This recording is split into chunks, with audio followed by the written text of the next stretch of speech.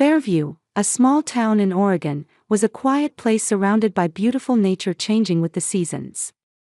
In a white wooden house in a residential area, Olivia Brown was tending to lavender blooming by the window. Her gentle eyes reflected the 15 years she had spent in this town. "Mom, look at this." Emma's voice echoed from the living room. Olivia removed her soil-covered gloves and went inside. Her 15-year-old daughter Emma was sitting on the sofa, holding her school art project. "That's lovely." Olivia sat next to her daughter and looked at the watercolor painting. "Your sensibility is truly special." Emma had brown hair like her mother's and delicate fingertips.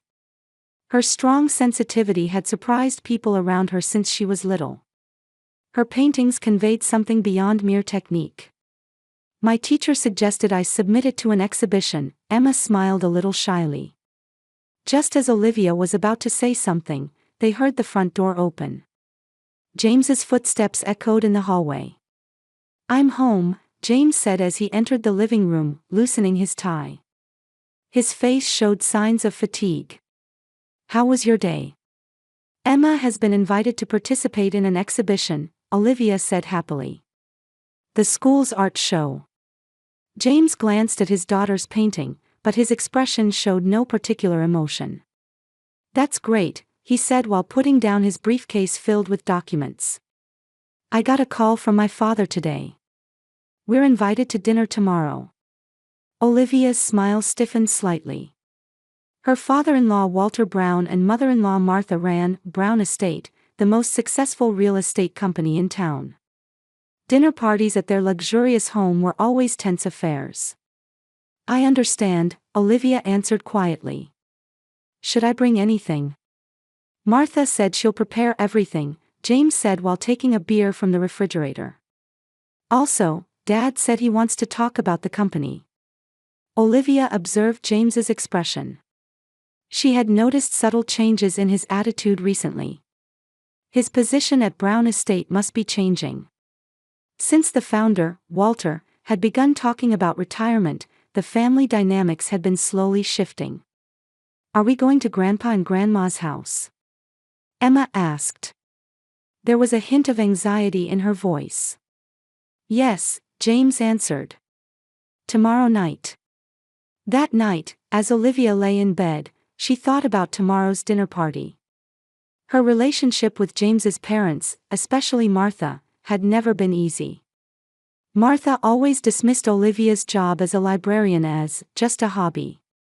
In her eyes, Olivia was an inadequate wife for the Brown family heir. The next day, Olivia finished her work at the library and picked up Emma from school. "How was your day?" she asked Emma as she got into the car. "Fine," Emma answered briefly. However, her eyes suggested she had something to say. "Did something happen?" Emma remained silent for a while, looking out the window. "Mom, I had that feeling again." Olivia gripped the steering wheel tightly. She knew from experience that Emma's feelings were not just intuition. Since she was little, Emma had sometimes predicted small accidents or weather changes with uncanny accuracy. "What kind of feeling?" Olivia asked, trying to appear calm. "About Grandma," Emma said quietly. "I think she's going to say something." Do you know some people earn over $10,000 a month just by posting Reddit stories on YouTube? No face, no voice, just a laptop. I do it 2 link below if you're curious. Again. "About you." Olivia took a deep breath. It wasn't unusual for Martha to criticize her housekeeping or child-rearing methods. Still, she was always surprised by Emma's ability to foresee it. "It's all right," Olivia tried to smile. "We'll just be ourselves as always." When they arrived at the Brown mansion, Martha greeted them at the entrance, wearing a flashy dress. Her perfect hairstyle and makeup always made Olivia feel intimidated. "Finally you're here," Martha made a gesture as if checking her watch. "Walter and James are already in the study." "Emma, aren't you going to greet your grandmother?" Emma said in a small voice, "Good evening, Grandma." "Can't you speak more clearly?" There was a hint of sharpness in Martha's voice. You're a Brown family child, you should have more confidence. Olivia placed a hand on her daughter's shoulder. Emma is trying very hard. Martha looked Olivia up and down. You could pay a little more attention to your clothing, too. This is a Brown family dinner party. Olivia looked down at her simple dress. She had come directly from the library and hadn't had time to change. I'm sorry, she said. I'll be more careful next time. Martha made a sound like a snort. Well, come in. Helen has prepared dinner. As they sat at the table, James and his father Walter emerged from the study. Walter's white hair and stern expression conveyed the dignity of a longtime businessman. Ah, the women of our household, Walter said in a majestic voice. Today is a special night. Olivia glanced at James's expression. He seemed to be hiding something. I've offered James the position of vice president at the company, Walter said proudly. It's time I start thinking about retirement. Congratulations, Olivia said to James. But he wouldn't meet her eyes. The Brown family real estate business will pass to the third generation, Martha said with satisfaction. Of course, it requires cooperation from the whole family. Especially your role as a wife will become more important, Olivia. Olivia felt her stomach tighten. She understood what Martha meant by a wife's role. To be more sociable, more worthy of the Brown name, less like herself. Emma suddenly dropped her glass. Water spread across the tablecloth. I'm sorry, she said in a small voice. Oh my, what happened? Martha said with displeasure. This tablecloth was specially ordered. Olivia began wiping up the water with a napkin. At that moment, Emma whispered in her ear. Mom, Grandpa and Grandma have been acting strange lately. Olivia looked at her daughter in surprise. What's strange about them? Emma moved her gaze cautiously around the room and said in an even smaller voice, when they come to our house, I feel like I see dark shadows.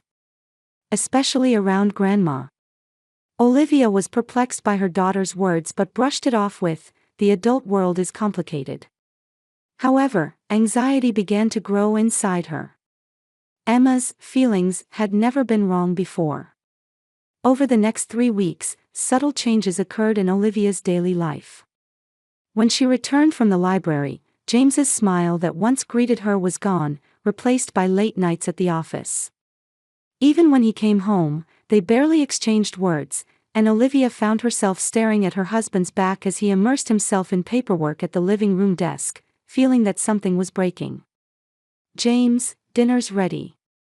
Even when Olivia called out to him, he wouldn't turn around, only answering, later. This coldness became particularly noticeable after phone calls from his mother Martha. Since his promotion had been decided, James had become like a different person. The atmosphere at the dinner table had changed too. What was once a time filled with family conversation was now dominated by heavy silence. Emma, confused by her father's changes, hardly opened her mouth during meals. My parents are coming again tomorrow, James said abruptly one evening. Olivia stopped washing dishes. Again? They were just here last week. There are important company decisions to make, James answered without looking at her. Just prepare the meal as usual. Though he didn't say, wives and children should keep quiet, that kind of atmosphere had begun to prevail. Olivia sighed deeply. Dinner parties had become a twice-weekly obligation. Martha interfered with Olivia's cooking at every opportunity. You should add more salt, not enough sugar, indirectly criticizing her, while Walter just offered opinions like, leave company matters to the men, while reading the newspaper. During all this, James silently followed his parents. After Martha's prefacing remarks with, as a wife of the Brown family, Olivia felt like screaming inside. Olivia, you should think more about your position in society, Martha said as she put down her teacup. As a Brown family wife, wouldn't it be better to participate in charity events rather than clinging to your library job? Olivia concentrated on the food in front of her. My library work is important to me. Well, it's not bad as a hobby, Martha smiled. Olivia detected the contempt hidden beneath that smile. After dinner, when Emma was alone with Olivia in her bedroom, she said in a small voice, "Grandma's eyes are scary." Olivia stroked her daughter's hair and asked, "What do you mean?" "When she looks at people, her expression and eyes don't match," Emma said. "Even when she's smiling, her eyes stay cold." Olivia was surprised by her daughter's keen observation. Indeed, beneath Martha's sociable smile, there was always a calculating coldness. One evening, while Olivia was making tea in the kitchen, she heard James's cell phone ring. He was in his study and didn't come to answer it. When Olivia casually looked at the mobile phone on the living room table, she saw a notification displayed on the screen. "Proceeding as planned. M." There was no sender name, only an initial displayed. Olivia felt her chest tighten. When James came out of his study, she gathered her courage and asked, "A notification came on your phone. What kind of plan?" James quickly picked up his phone and checked the screen. Olivia didn't miss how his expression stiffened for a moment. "Work stuff," he answered curtly, offering no further explanation.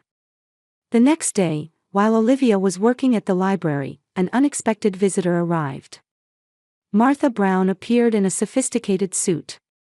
The other library staff seemed surprised by the visit from one of the town's most influential women. "Olivia, I need to talk to you," Martha said, looking around. They moved to a quiet corner of the library.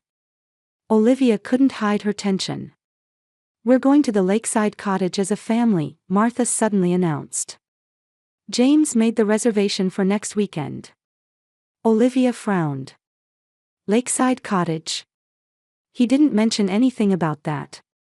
Martha gave a meaningful smile. "Oh? He hasn't told you?" There was something ominous about that smile. Olivia felt a chill run down her spine. "It will be a good opportunity to strengthen family bonds," Martha continued. "Especially since there seems to be some distance between you and James lately." Olivia wondered how her mother-in-law knew about their marital relationship. What was James telling his parents? "By the way," Martha said as if changing the subject, "tell me about Emma's, that special intuition, her ability to sense things." Olivia felt her guard go up. "She just has good instincts." "Really? They say people call her a special child." Martha's eyes sharpened. "It's not good to be obsessed with superstitious things. As a Brown family child, she might need a more realistic education." Olivia replied, suppressing her anger, "Please leave Emma's education to me." Martha shrugged. "Just a suggestion." "Well, prepare for next weekend. You can get the details from James." Even after Martha left, anxiety remained in Olivia's chest. On her way home, she kept thinking about the meaning of the "proceeding as planned" message. That week, Olivia had a chance to see James's credit card statement by chance. When she casually opened an envelope taken from the mailbox, she found records of payments at expensive restaurants under an unknown woman's name, and purchases at jewelry stores for large amounts. This is... Olivia was at a loss for words. The suspicion of an affair crossed her mind, but there was no definitive proof. Still, something seemed to be crumbling in her heart. That night, Emma suddenly came into Olivia's room. Her face was pale. "Mom, don't go into Dad's study." Olivia looked at her daughter in surprise. "Why not?" "I had a bad dream." Emma's voice was trembling. "There's something scary in Dad's desk." Olivia put her hand on her daughter's shoulder. "What kind of scary thing?" "I don't know," Emma shook her head. "But I feel like if you find it, something bad will happen." Olivia tried to reassure Emma, but anxiety was growing inside her too. James's changed attitude, the suspicious message, the credit card statement, and now her daughter's ominous premonition. All these seemed to be pointing to something. On the morning of the weekend cleaning, Olivia sent Emma to a friend's house. "I'll pick you up in the afternoon," Olivia promised. When she returned home, she made a decision in the silence of the empty house. James was supposed to be at the company all day. It was a chance to check his study. Olivia hesitantly opened the door to the study. James's oak desk was orderly, but one drawer was slightly open. Olivia reached for the drawer and took out the documents inside. An elegant brown leather folder was labeled "Personal, Confidential." Feeling her heartbeat quicken, she opened the folder. The first thing she saw was an official document printed on thick paper. The words "Life Insurance Policy" were printed in bold. Olivia's hands began to tremble. As she read through the contract details, the color drained from her face. It documented a $2 million life insurance policy, with her name listed as the insured. James was the policyholder, and her husband and in-laws were the beneficiaries. Olivia stared at the document in shock and looked at the signature section. Her signature was there, but it had clearly been forged. What does this mean? Olivia felt as if her voice was coming from far away. Several pieces of paper slipped out from among the documents. They were printed emails. Looking at the dates, they were all recent. The content of these messages exchanged between James and his parents made Olivia's heart turn ice cold. "Preparations for the lake vacation are complete," an email from Walter. "Boat inspection requested. Arranged for it to malfunction," James's reply. "Details of distribution method to be finalized later," words from Martha. Even more shocking was the text from Martha to James: "Continue the relationship with that woman until the plan is completed. She can also serve as an alibi afterward." A terrifying truth dawned in Olivia's mind. This was a plan to kill her. They were planning to stage an accident at the lake and collect the insurance money. Her husband's affair partner was just for creating an alibi. "My life is worth $2 million. Olivia whispered in a trembling voice. At that moment, she heard the front door open. Someone had entered the house. Olivia hastily gathered the documents and headed for the study door to see who it was. "Mom?" It was Emma's voice. "My friend's mom had to go out suddenly, so I came home early." Olivia breathed a sigh of relief. "I'm in the study, Emma." Footsteps approached, and Emma peeked in through the study door. "Mom, what are you doing?" The moment Emma saw the documents in Olivia's hands, her face paled. "Mom, those," she called out in a small voice. When Olivia looked up, she saw a mixture of fear and determination in her daughter's eyes. "Did you know?" Olivia asked. Emma entered the room and closed the door. "I saw it in a dream," she answered in a trembling voice. "Dad and Grandpa and Grandma were talking about going to the lake, and you not coming back." Olivia was shaken by her daughter's words. Emma's mysterious intuition had never been wrong before. "Yesterday, I overheard Dad on the phone," Emma continued. "He said, we'll finish it this weekend." Olivia looked at the evidence documents, trying to come to terms with reality. Her own husband, her daughter's father, was conspiring with his parents to kill her. And all just for money. "I will protect you," Olivia began to say. At that moment, Emma suddenly put her finger to her lips and said, "Shh." They heard the front door open again. Who could it be this time? Had James come home earlier than planned? "Mom, we need to leave the house right now," Emma whispered in her ear. Olivia, though confused, was brought back to her senses by her daughter's serious expression and quickly made a decision. She hurriedly stuffed the evidence documents into her bag and grabbed her wallet and car keys from the desk. "Where should we go?" Olivia asked in a low voice. Emma answered, "To my friend Kate's house. Her mother is a lawyer and can be trusted." As they were about to leave the study, they heard footsteps coming up the stairs. Olivia grabbed her bag and took Emma's hand. Would they have time to escape through the back door? Olivia? Emma? Is anyone home? A woman's voice was heard. Olivia paused for a moment. It was the voice of James's sister, Carolyn. Carolyn was the only one in the Brown family who maintained a friendly relationship with Olivia. Could she trust her? Or was she also part of the plan? "We're here, Carolyn," Olivia decided to answer. "In the study." The study door opened, and Carolyn appeared. The sophisticated 30-something woman seemed surprised by Olivia and Emma's tense appearance. "Olivia, Emma, what are you doing?" she asked. Olivia was at a loss for words. She still couldn't decide whether to trust Carolyn. "I came a bit early," Carolyn explained. "Mom asked me to help prepare for the dinner party." She looked at Olivia's complexion and asked worriedly, "Did something happen?" Emma tugged at Olivia's arm. "Mom," she said softly. And, in an almost inaudible voice, she added, "Aunt is okay." Olivia decided to trust her daughter's intuition. "Carolyn, can I trust you?" Carolyn frowned. "Of course. What's wrong? You both look scared." "Look at this." Olivia took out the life insurance documents from her bag. "James and my in-laws are trying to kill me." Carolyn took the documents with a doubtful expression, but as she read through the contents, the color drained from her face too. "I can't believe it," she said in a shaking voice.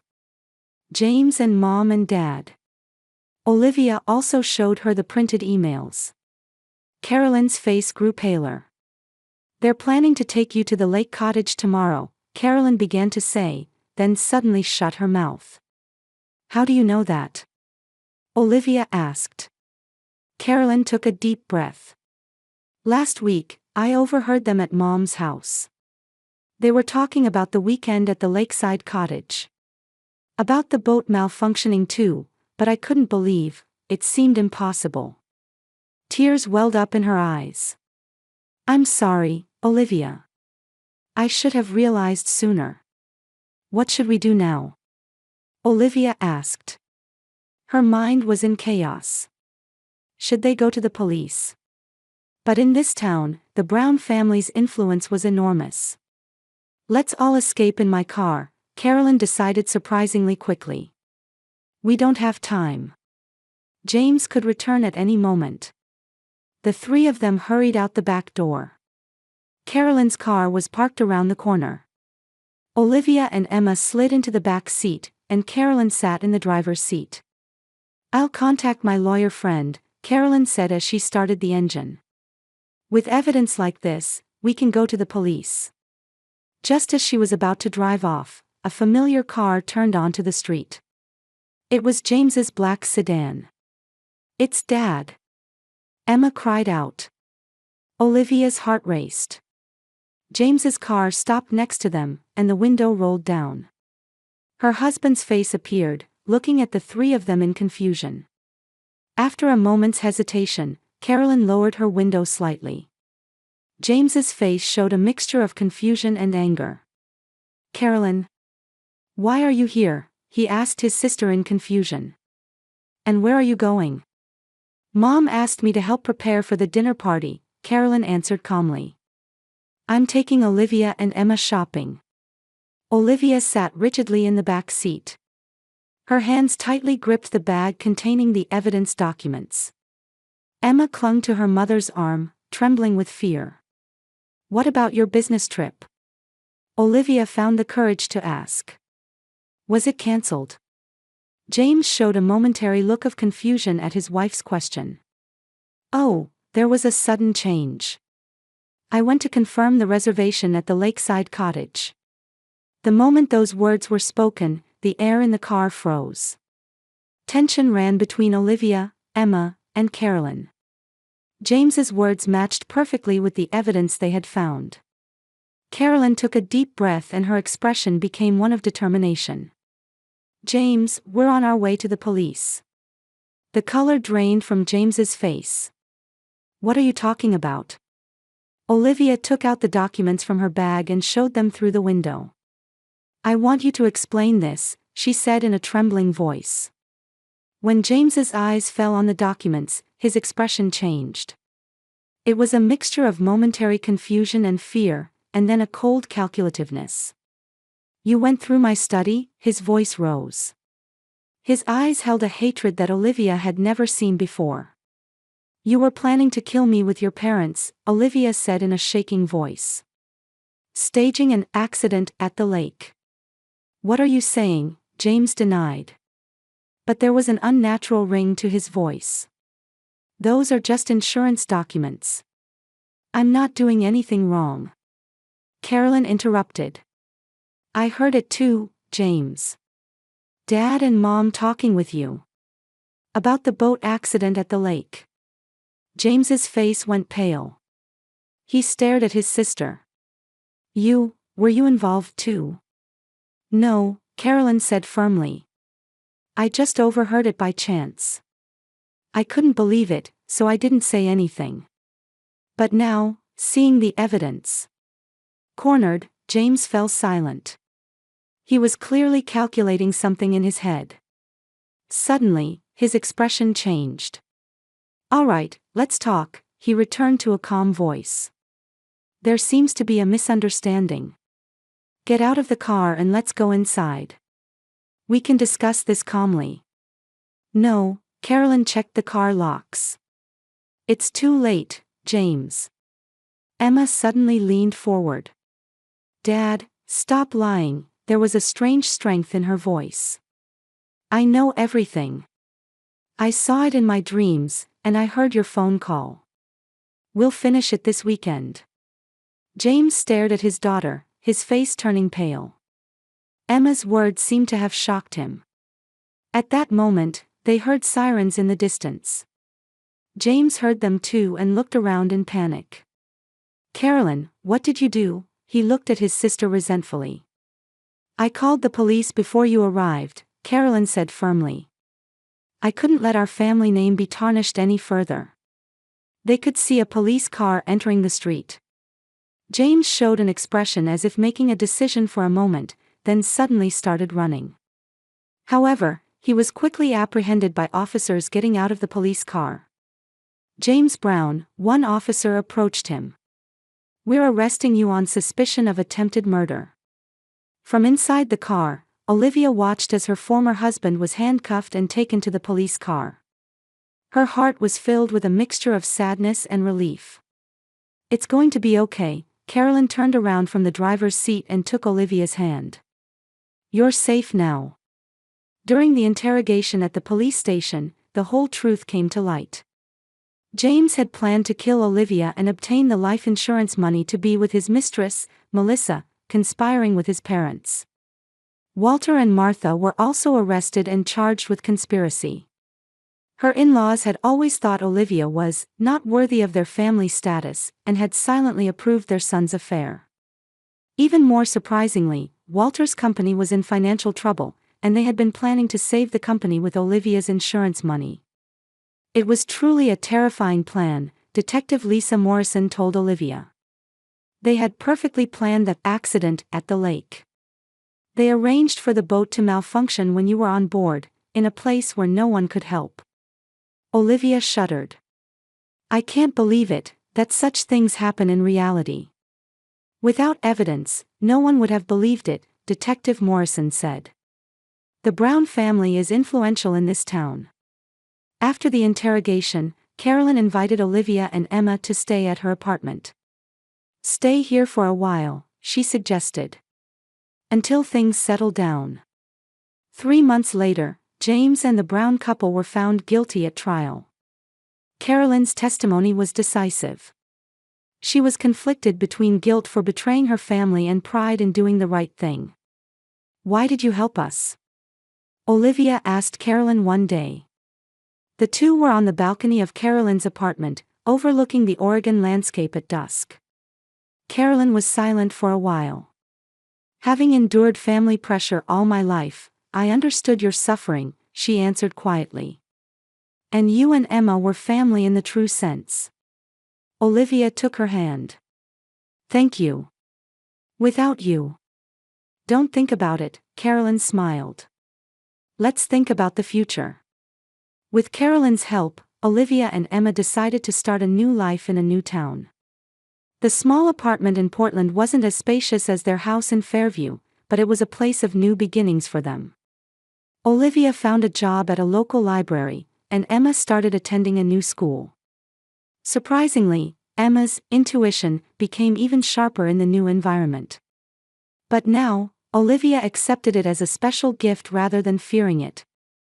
Emma, your ability is something special, Olivia told her daughter one day when she returned from school. It protected us. Emma showed a smile. Mom, I've realized something.